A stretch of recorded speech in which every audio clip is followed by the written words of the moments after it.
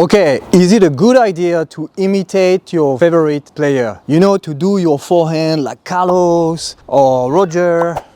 It's a bit similar, isn't it? Or Rafa, or any other player.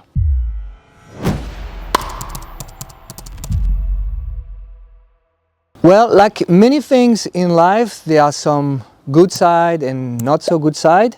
It's not black and white. And for this topic, it's exactly this. There is a good side indeed for imitation, and also there is a detrimental one. So we're gonna dive into this topic in 1 second. But first, two things. Short presentation of myself. As you can hear, I'm French. Yes, thank you very much. I know I have an accent. And I've been an ATP level coach for a while now, and I was also an ATP player, decent level, 600, 700 in my early 20s. And all this time that I've coached, I've been learning and looking for solutions about how to keep improving and especially how these things does work. So that's for the short presentation. And the second thing that I would like to tell you is I've written an ebook called Your Natural Tennis, in which I describe how most players plateau, and of course how to unlock yourself and improve again, no matter whether you're an amateur or even a high level player. All right, end of the parenthesis.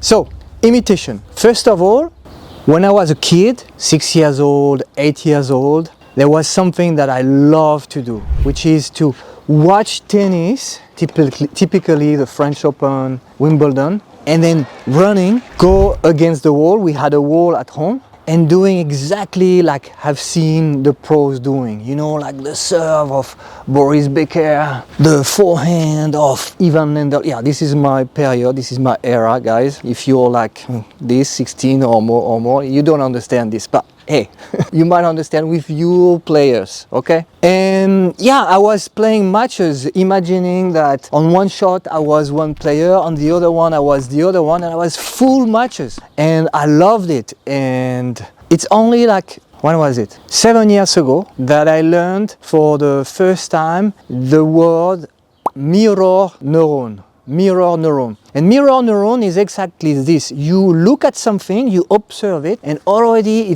something is happening inside that makes you copy it and imagining how it feels to do the same. And so you accelerate your learning acquisition this way. All right, so that's for the bright side. When you have something like a shot you struggle with, let's say the serve, well, it's a good idea to look at, let's say, Kyrgios, or to look at Raonic, or Opelka, or Isner, or any of these bot, as they call it, and be inspired. Okay, what can you take from it? But without thinking too much, say like, okay, I'm gonna do like him.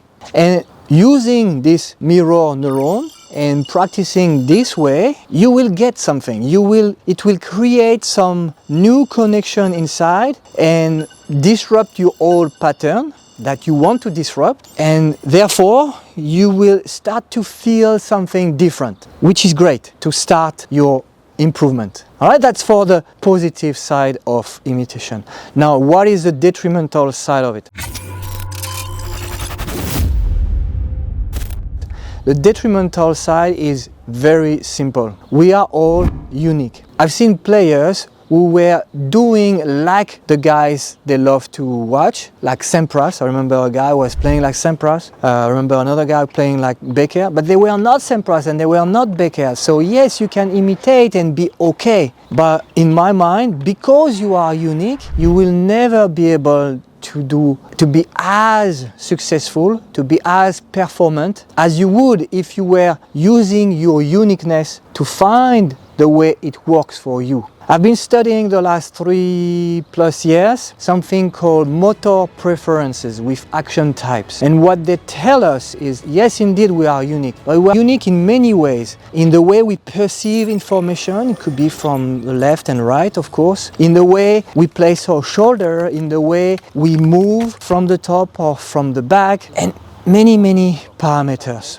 So we profile people and then we help them moving and getting back to the way they naturally move. The key word is natural, and that's the same word I've been using in my ebook, the natural tennis that I was mentioning. Again, link in the description. So because you are unique, yes, sticking to an imitation, copying someone too much is not ideal, because you're not like him. So I love when I was a kid, again, doing serve like Becker, and I could do it in practice. I could do like 2, 3, 5 big serve like him, but would I've been able to serve as best as I could doing this again and again? No, not possible. All right, so take away from this video, yes, it's great to imitate, to start a new pattern using your mirror neurons.